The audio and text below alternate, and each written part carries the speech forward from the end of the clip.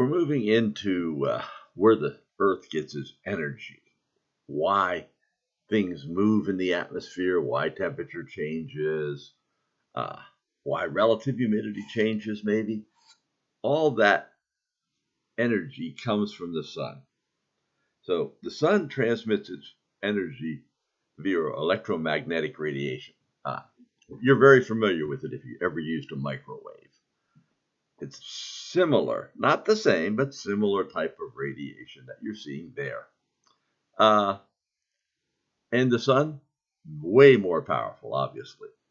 So with that, there are all kind of wavelengths that are associated with this energy from the sun or coming back from the earth. So let's take just a minute to look at a few of these. I'm not going to go click on any specific one here. These are all different wavelengths that come to the satellite, goes satellite orbiting over the eastern United States. We have a visible imagery. What is visible imagery? It's basically the sun energy reflecting back out. We see visible light, what we see. So if it's dark at night, we don't see it. If it's not dark at night, like the daytime, we see it. And things that reflect better, if you go outside after a snowstorm and it's bright sunshine, you need to wear sunglasses because of the brightness of the snow. The same would hold if you're in clouds. Clouds are very bright. And you can see that here, just looking at the geocolor right here. And that is an image of the visible. You can see areas of the country that look kind of gray or brown, where you're looking at the Earth's surface, and you see other areas that are much whiter, lighter, and you can even see the ocean bluish color to it, tint. Now, with that being said, there are all kinds of channels that we use. For example, we have a band 1, band 2, band 3, band 4, all different ways of looking at information we want from the Earth. We have band 3, which looks more at the vegetation. It's radiation that's coming out of wavelengths that are near some vegetation that we might want. Infrared radiation. It's infrared in the sense that we can't see it. So we have that channel. We have cirrus clouds. We have water vapor. We can actually pick a channel of radiation and get a good view of water vapor at different elevations in the atmosphere. Kind of an important thing. We can do the infrared channels as well. All different aspects just to show us what the radiation is from that. And with that information, maybe it'll help us in our weather forecast. So we have taken all kind of different wavelengths, quantified them into our satellite so we can receive them and then display pictures of them. All of this is available to any public person. I include a website for this in the course, so you can actually look at all this kind of information, and we can get different sectors of the country, different sectors of the world. I just wanted you to have an idea about some of this stuff. So with that, let's go start our journey, shall we say.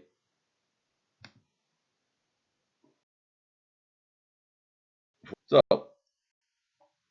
with that, we talked about electromagnetic radiation as there's an electromagnetic spectrum, long radio waves, thousands of kilometers length between the wavelength. We're going to talk about what wavelength means. Notice that we have a very small window we see in electromagnetic radiation called the visible. And that visible light is only in that window. We have infrared radiation. We have microwaves. You don't see the microwave when you're microwaving your dinner. You don't see the radiation in there. You see it get hot. X-rays. So let's learn a little bit about a wavelength. I like to think of wavelengths as two crests of a wave. So if I'm in the ocean, to me, that makes more sense. I've been hit by enough waves in the ocean. I like to go out in the water and swim. And when you're out in the ocean, there's a wave that hits you higher up, usually lets you know it's there. Then it goes back down, nice calm for a second, or lower water. And then all of a sudden there's another one that hits you. The distance between those two crests is a wavelength. Now, all electromagnetic waves move at the speed of light. So if they're moving at the speed of light, that means the closer the wavelengths are together, the more energy that wave has. The further the wavelengths are together, the less energy that wavelength has. So we make an assumption that everything on Earth is a black body. It's not. Nothing is a perfect black body, but it simplifies the math so we can work with it a little bit better in meteorology. So what does a black body mean? That all the radiation that hits something is absorbed by it and re-radiated out. It's a perfect absorber and perfect emitter. The Earth is not. We approximate it that way in order to make the equations work, but they're not.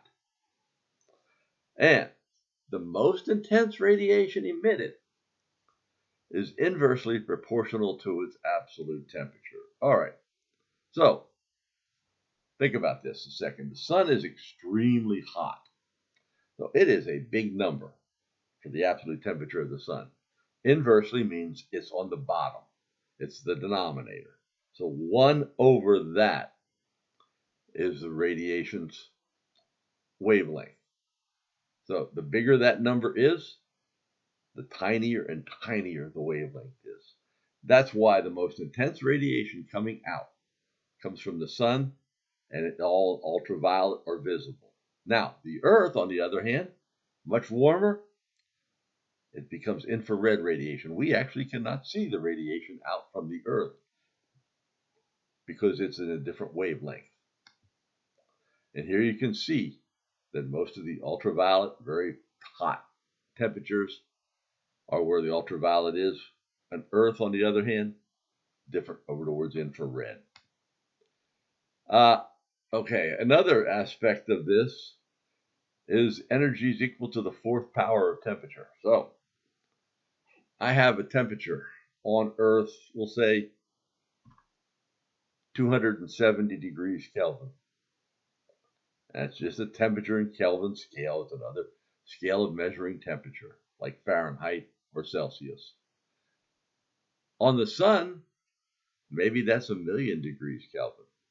So if I multiply that together 4 times, the sun is going to be way larger power of energy coming from it than the Earth. So that is why most of all of our energy comes from the sun, because it has tremendous power. Even though it's so far away, it's shooting out a tremendous amount of energy at our Earth. Another part, the further away we are from the sun, the less sun's radiation is going to get here. It's called the inverse square law. So we assume that, the Earth is 1, radius is 1 from the Earth. So that gives us 1 set of energy. If I double that radius, well, then it's 1 over 2 squared, which is 4, so it would be 1/4. If I quadruple that, we'll say 4 times, it's 1 over 16, so it would be the 16th of the amount of energy. So you can see it's going down very drastically, depending on the distance. Just moving 1 extra radius from the sun makes a huge difference in the amount of energy that object's going to get. That is why Mars gets significantly less energy than we do. All right, here may be the hardest part for you. We just talked about radiations. Well, if you ever look at a flashlight, and most of us don't, I'll be honest, and you point it straight down, there's going to be a tiny intense circle there. Now, if I angle this flashlight at an angle, move it to the side, it's going to cover a larger area. Same amount of energy coming out, but it's covering a larger area. All right, so why is this important? Why am I giving you this example? I'm giving you this example because that is what the sun does to the earth. If you are at the equator and it is an equinox, either spring or fall, the sun is going to be directly over your head. If you look straight up at noontime, the sun is directly overhead. It's not going to be directly overhead anywhere else on the globe. There's going to be an angle to it. So at the equator, that sun is going to be that small circle in A here going in. So all that energy from the sun being concentrated at that little circle on the equator. If you're any other latitude, and the more the angle is, the bigger the area it covers, that same amount of energy is going to be spread out over a larger and larger area so that anyone in that little circle is not going to see as much. They're going to be less and less. That is why as you get towards the North Pole, where the angle is much, much steeper, or the South Pole, you're getting way, way less amount of solar energy. That's why it's cold. And here you can see it. With that, here is a picture graph of the amount of solar energy received. Notice that Antarctica, in their winter time, which is our summertime, receives no radiation from the sun. However, if you're at Singapore, which is right along the equator, you see just very little variations of it. Now, if you're up in our latitude, like New York, you'll have significantly less radiation in the winter, way more in the summer, because the sun has come up further to the north in that time frame. So that is why we vary significantly the amount of radiation we receive at any given time of the year, and that impacts our temperature significantly. Here is just the Earth rotating around the sun. Interestingly, the angle of the Earth's tilt never changes. It's just one time it's on one side of the sun, and another time it's on another side of the sun. All right. With that, all that radiation is coming into the Earth. What happens to it? Well, it doesn't all just hit the ground. I wish it did. Life would be a lot simpler. But some of it is absorbed, and some of it's absorbed by the atmosphere.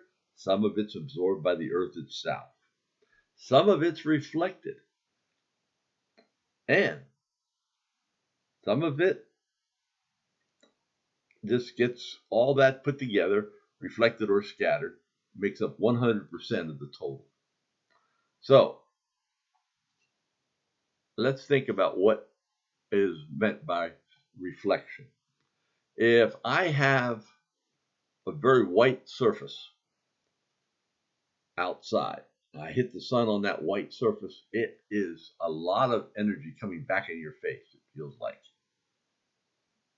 That is reflection. Now,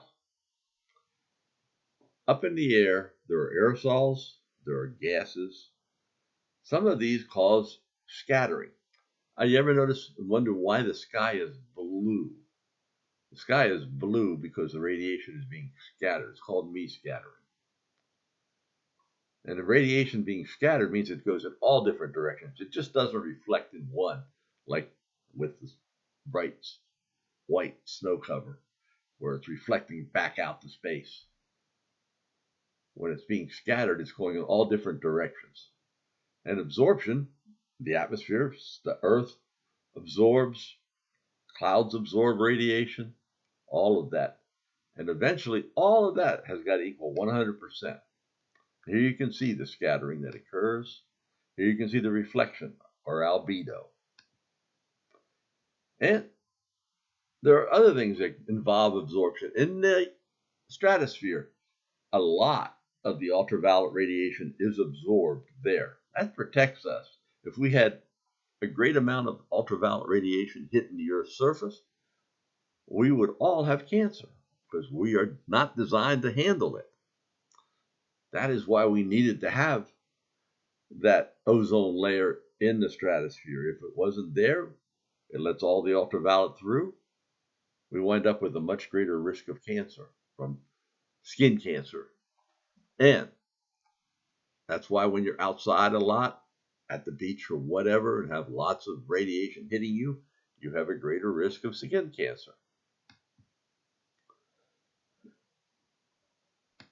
So here is basically the rankings of which part. Absorbed by the Earth's surface is 47%, absorbed by the atmosphere 23%, and reflected 30%. So 70% of the sun's radiation is getting absorbed somewhere, but 30% is getting reflected back out to space. Now, we have an interesting phenomena called greenhouse effect. What that is there are certain gases that absorb infrared radiation. Not ultraviolet, infrared. The Earth transmits in the infrared radiation. So, these gases would allow the sun's energy in. Gets absorbed by the Earth. The Earth acts like that black body that it kind of approximates and sends out infrared radiation. These gases then absorb that infrared radiation. And then they heat up and return that radiation back towards Earth, towards space. So that means where all the ultraviolet radiation came in, now we're bringing infrared radiation back to keep the air warmer. That is what keeps our atmosphere habitable. We need some greenhouse effect, or the air would be pretty cold. So what are some of these greenhouse gases? Water vapor is the biggest contributor. Carbon dioxide, methane. Methane, while it's not a lot of it out there, it is very efficient. Ozone's one. All of these absorb infrared radiation and radiate it back to the Earth. So, one way we can know how valuable water vapor is or how much it takes, if you've ever been in a desert, you know that the desert at night gets very, very cold. Temperatures drop quickly. We'll take exactly the same latitude, but we're going to move somewhere that's right along an ocean. Now, there's lots of water there, right? So what happens is, at night, that infrared radiation coming up is getting absorbed by the water vapor, re-emits that infrared radiation back down to Earth, heats the Earth, so we don't get as cold as night as it was in the desert. So that is a way we can demonstrate easily how important water vapor is. Now, more carbon dioxide, hotter the air is going to get, more ozone, warmer the air is going to get. All of these contribute. So they've been recording carbon dioxide for years. And in the summertime, especially in the northern hemisphere where we have more plant life, photosynthesis increases. There's all the plants bring out their leaves. So we wind up diminishing the amount of carbon dioxide in the atmosphere to a point. Then by wintertime, it goes back up again because we lose the leaves. However, the average curve is going up faster and faster every year, especially in the last 30 or 40 years. That's called the calendar effect.